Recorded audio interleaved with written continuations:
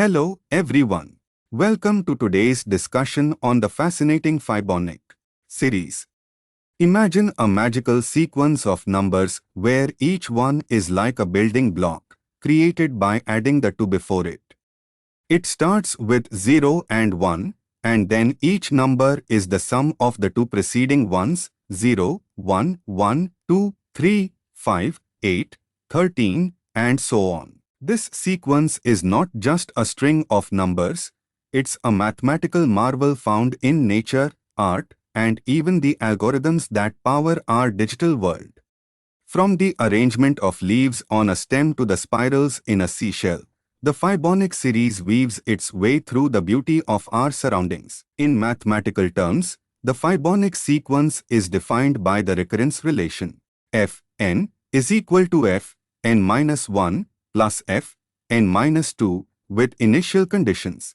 F0 is equal to 0, F1 is equal to 1. Let's dive into the world of C++ programming and understand the Fibonacci series using the concept of copy constructors.